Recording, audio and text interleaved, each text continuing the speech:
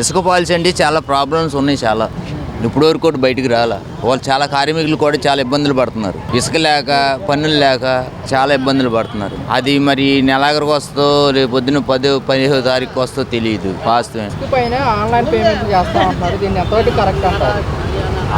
ఆన్లైన్లు అంటే ఏంటమ్మా, ప్రతి ఊళ్ళు ఆన్లైన్లో చేయడం వల్ల క్యాష్ అంటే ఎవరికి చెప్పట్లేదు. ఆన్లైన్లో ఎక్కడ దొరుకుతుందో తెలియట్లేదు, దొరకట్లేదు. ఇప్పుడు ఈడు ఫోన్లోకి వెళ్ళేది ఆడి ఫోన్లోకి వెళ్ళిపోతుంది. అంతా గ్యాంబ్లింగే. అంటే గత ప్రభుత్వంలో ఇసుక గురించి ఎలా ఇబ్బంది పడ్డారంటే మీరేం చెప్తారు? గత ప్రభుత్వం మొత్తం అంతా కృష్ణా బ్యారేజీ అంతా అమ్ముకుదింగాడు కదా మా జగన్మోహన్ రెడ్డి. ఇసుక అంతా మొత్తం అమ్ముకుదింగి స్టార్టింగ్ కార్మికులు నాశనం అయిపోయింది అక్కడే.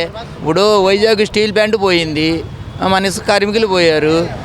మరి ఇంకేం చేస్తాం దానికి? 5 రూపాయలకి అన్నం పెట్టేవాళ్ళకి 5 రూపాయలు అన్నం కూడా తీసేశారు. మరి ఇంకేం చెప్తామమ్మా? గతంలో పేదలు బతకాలంటే జగన్ వల్లే అంటున్నారు కదా. మరి అది జగన్ వల్ల నిజంగా జగన్ వల్ల బతకాలనుకున్నాడు అయితే అది గెలవచ్చు కదా. గెలవకుండా ప్రతిదానికి 75కి 75 నేను సిద్ధం అని చెప్పి చెయ్యెత్తి అలా పెట్టాడు, బ్యానర్లు కట్టాడు. ఆడు ఏం చేశాడు? పీక్కున్నాడా? కనీసం అసెంబ్లీ హాల్లో అడుగు పెట్టడానికి కూడా అవకాశం లేదు వాడికి. మరి ఏం చేస్తాం చెప్పమ్మా?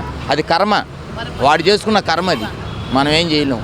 గత ప్రభుత్వంలో లాగా ఆన్లైన్ పేమెంట్ పెట్టకుండా చేస్తే కనుక ఇసుక అక్రమాలకు పాల్పడుతుందని చెప్పేసి మేము చేయమ్మా. ఇలాంటి ఇసుక తవ్వకాలు కానీ అక్రమ సంపాదన మనకి మాకు వద్దు. ధర్మంగా ఎంతో కొంత కనీసం లారీ వెళ్తుందంటే లారీ పెట్రోల్ కనే మేము ఇస్తాం మా ప్రభుత్వంలో. అది అంటే ఉచితంగా ఇవ్వడానికి ఎలా భావిస్తుంది? ఉచితంగా ఎవడెత్తాడమ్మా? ఆడమ్మ మొగుడు సొమ్ము ఏంటి ఉచితంగా ఇవ్వడానికి? ఎక్కడికి వచ్చేస్తాడు? ఇప్పుడు పని చేసినట్టు వాళ్ళ ఎవడమ్మ సొమ్ము ఇచ్చేస్తాడు ఊరికినే. ఇవన్నీ వేస్ట్ మాటలమ్మా. 4 మాటలు మాట్లాడతారు. అలాంటివి మనం పట్టించుకోకూడదు. ఏదైనా ధర్మంగా ఉండి ధర్మంగా మాట్లాడాలి, అంతవరకే.